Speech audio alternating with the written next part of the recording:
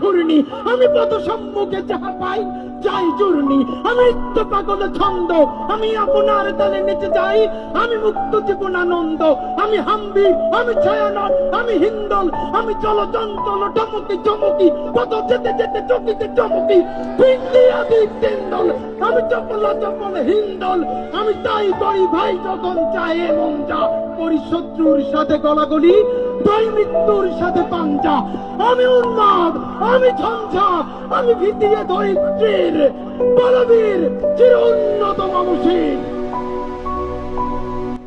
একটি নাম, একটি প্রতিবাদ এবং একটি অসমাপ্ত বিপ্লবের গল্প। তিনি ছিলেন রাজপথের লড়াকু সৈনিক, জুলাই বিপ্লবের অন্যতম নায়ক শরীফ ওসমান হাদি। 1993 সাল ঝালকাঠি জেলার নলছিটিতে জন্মগ্রহণ করেন এই অকুতোভয় বীর। বাবা ছিলেন একজন মাদ্রাসার শিক্ষক। ধর্মীয় অনুশাসনে বেড়ে ওঠা ওসমান হাদি দাখিল ও আলিম পাশের পর ভর্তি হন রাজশাহীর অক্সফোর্ড খ্যাত ঢাকা বিশ্ববিদ্যালয়ে রাষ্ট্রবিজ্ঞান বিভাগে। তখন থেকেই তার মনে দেশ ও সমাজের জন্য কিছু করার স্বপ্ন দানা বাঁধতে থাকে। প্রধান উপদেষ্টা, আপনাকে বলি, আপনার উপদেষ্টারা সারাক্ষণ জুজুর ভয় দেখায় না? 2024 সালের জুলাই মাস, স্বৈরাচার বিরোধী আন্দোলন যখন উত্তাল সারা দেশ, তখন সম্মুখভাগে দেখা গিয়েছিল ওসমান হাদিকে। তিনি ছিলেন ইনকিলাব মঞ্চ এর মুখপাত্র। কিছুই করেন নাই, তারা সংযমের পরিচয় দিয়েছেন। এবং দেখেন ইনকিলাব মঞ্চের অবস্থাটা কি কঠিন। আমরা প্রত্যেকটা এইরকম বিপদে আগে আমাদের ধর্মপ্রাণ মুসলমানদের হাতে পায়ে ধরে বলি, ভাই প্লিজ। তার তেজদীপ্ত বক্তব্য এবং সাহসিকতা হাজারো তরুণকে অনুপ্রাণিত করেছিল।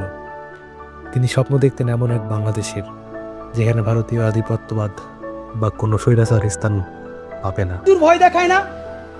আপনারে বলি, একটু কান দিয়ে শুনেন। যদি ওয়াকার, কিন্তু কে জানতো বিজয়ের মাস ডিসেম্বরেই তাকে বিদায় নিতে হবে।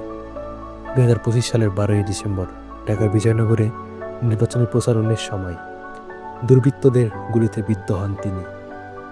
দীর্ঘ কয়েকদিন মৃত্যুর সাথে পাঞ্জা লড়ে 18ই ডিসেম্বর সিঙ্গাপুরের এক হাসপাতালে শেষ নিঃশ্বাস ত্যাগ করেন এই বীর যোদ্ধা। তার মৃত্যুতে কেঁদেছে পুরো বাংলাদেশ। জানাজার নামাজে মানুষের ঢল প্রমাণ করে তিনি কতটা আপন ছিলেন এই জনতার। ঘাতকের বুলেট তার শরীর ভেদ করেছে ঠিকই, কিন্তু তার আদর্শকে হত্যা করতে পারেনি। শহীদ ওসমান হাদি তিনি কেবল একটি নাম নন, তিনি একটি চেতনার নাম। যতদিন এই বাংলায় অন্যায়ের বিরুদ্ধে প্রতিবাদ হবে, ততদিন তার নাম উচ্চারিত হবে শ্রদ্ধার সাথে। আমি আজকে একাত্মতা ঘোষণা করছি এই কারণে, আমি আমার সন্তানের হত্যার বিচার চাই। আমি বিচার চাই, আমি বিচার চাই।